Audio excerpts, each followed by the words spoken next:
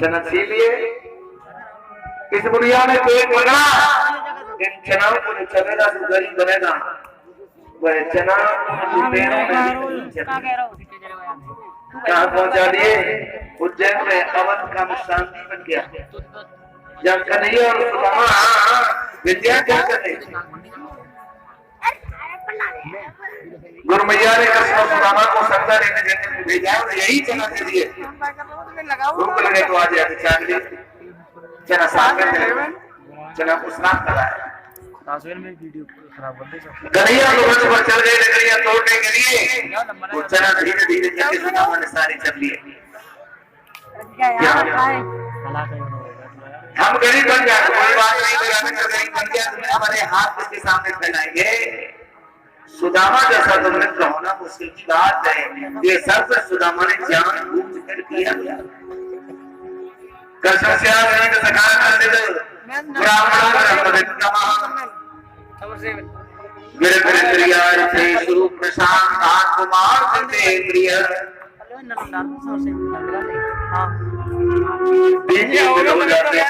आज नहीं चलते। मैंने या गरीब पर केवल एक धोती है, बस उसी को पहन के स्नान कर देती है और शरीर में पहने सुखा देती है, दूसरी बदलने के लिए भी नहीं। फिर भी कभी सुदामा को अपसंद नहीं था। बच्चों के शरीर सूख सूख के जर्जर है, चेहरे काले पड़ गए। एक दिन ब्राह्मणी सुदामा के पैर के नीचे बैठ गई, आंखों में आंसू है। किया मैंने एक बात सुनी है, द्वारकाधीश भगवान कृष्ण आपके मित्र हैं। सुदामा बोले बिल्कुल सही है। क्लासमेट रहे हैं तो एक ही कक्षा के विद्यार्थी थे। सुशीला बोली ना कन्हैया जाके मित्र और बताओ भला वो दुखी। सुदामा ने कहा भैया तुम नहीं जानते, बनी के चेहरे पे लाखों निशान होते हैं। बनी बिगड़ जाती है तो दुश्मन हजार होते हैं। बच जाता है रिश्तेदार का पास होता है, टूट जाता है महीने में खास होता है।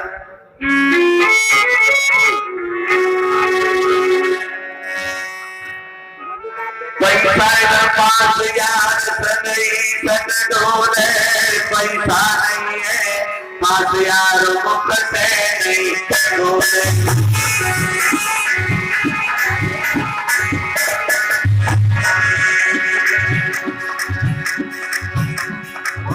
कई घर कबीरा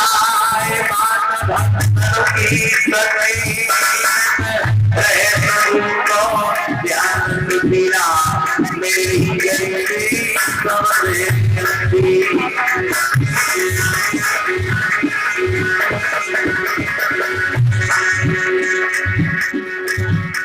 गाय है गई बारी अरे तो सब बात गाय है गई बारी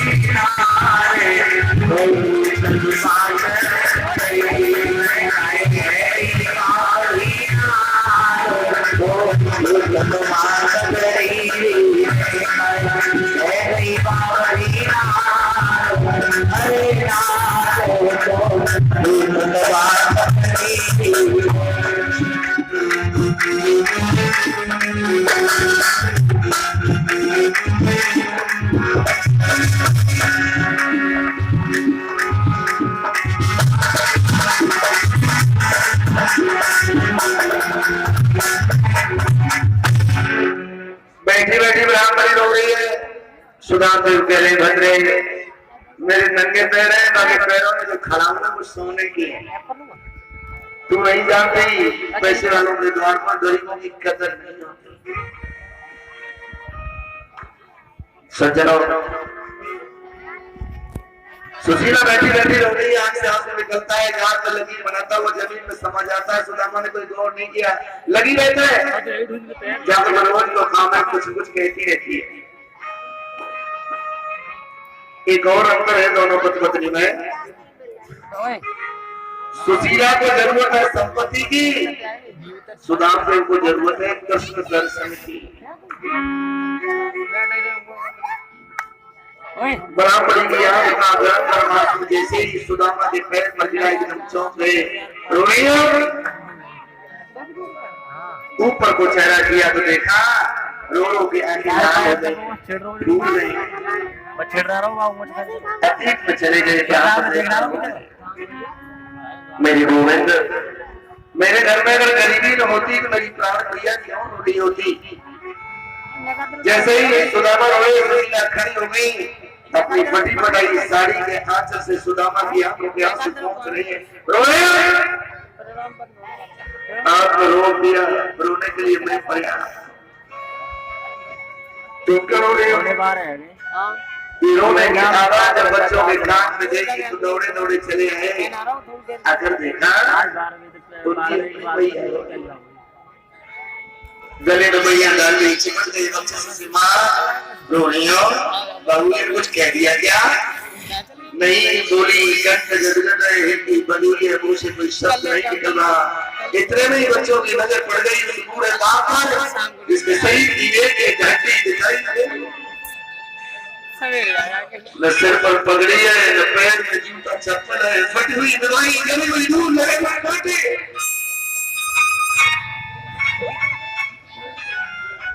बच्चे समझ गए मैया को रोते हुए पहले भी देखा है, बाबूजी को कभी नहीं। मैया आखिर तुम लोग क्यों रो रहे हैं? ब्राह्मणी ने जवाब दिया, बेटा हम लोग रो रहे हैं तुम्हारे पेट के लिए। क्यों मैया? हमारे पेट के लिए क्यों? आज कई दिन हो गए तुम्हें भोजन नहीं मिला। मैं तुम्हारे पिता को अपने बचपन के सखाए द्वारकाधीश भगवान कृष्ण से मिलने द्वारका भेज रही हूँ। बालक तो चीख पड़े, माँ तब हम तुमसे भोजन नहीं मांगेंगे मैया। कड़ी सर्दी है, बाबूजी के पास में अच्छे कपड़े नहीं है, उन्हें घर से इस पेट को पकड़ लेंगे, इसे बांध लेंगे, इसका नाम है सांस। किसी की बड़े चैन से कट रही है तो कहीं रोटियों तक के लाले पड़े।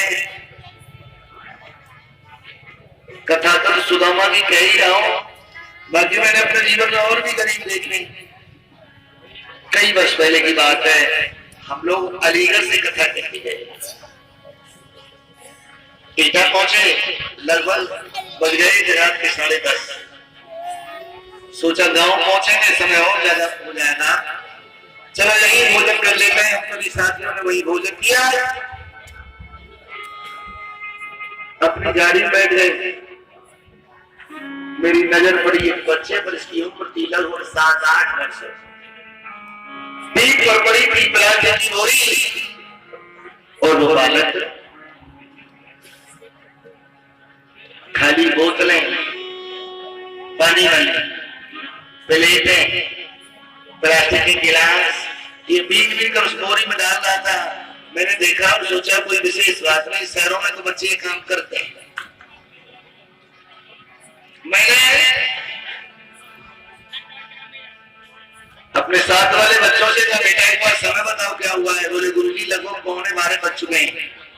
मेरा माथा ठनका, आधी रात का समय और ये बालक जग रहा है। ये तो बच्चों के सोने का समय है। इसका बाप निश्चित कोई शराबी होगा, कोई जुआरी होगा, कोई सटोरिया होगा। मैं अपनी कार से उतरा, उस बच्चे के पास गया और मैंने हाथ जोड़ के उससे बात कही, बेटा एक बात बता दोगे, पापा क्या करते हैं? था बहुत तेज, बुद्धि थी, मेधा, प्रज्ञा। तपाक से उत्तर दिया, महाराज जी जानना चाहते हो तो कोई और बात पूछ लो, मैं इस प्रश्न का उत्तर नहीं दूंगा। नहीं देगा बंदे। मैं अपनी गाड़ी में आके बैठ गया। अब मुझे ऐसा लगने लगा कहीं ऐसा न हो क्या सारी रात में नींद ही ना है। इस उधेड़ में पुनः मैं गाड़ी से उतरा, बच्चे के पास गया, बेटा मेरे प्रश्न का जवाब दे दे और मैं आज सो बने और हो गया। कंठ गदगद था, हिलकी बन चुकी थी। जैसे ही नीचे को मुंह किया तो आंसू गाल से होकर बहने लगे। मैं समझ गया जरूर कोई कोई विशेष था। रोता रहा, रोता रहा, रोता रहा। कुछ देर के बाद उस बच्चे ने धैर्य बांध मुझे जवाब दिया, महाराज जी मेरे पिता की मौत हो गई है, मैं विधवा मैया का बेटा, अगर इस काम को मैं नहीं करूंगा तो मेरी मैया, मेरी बहन, मेरा एक छोटा सा भैया वो सब भूखे रह जाएंगे। इसका काम मैं करेंगे। कादर चौक वाले, उधेती वाले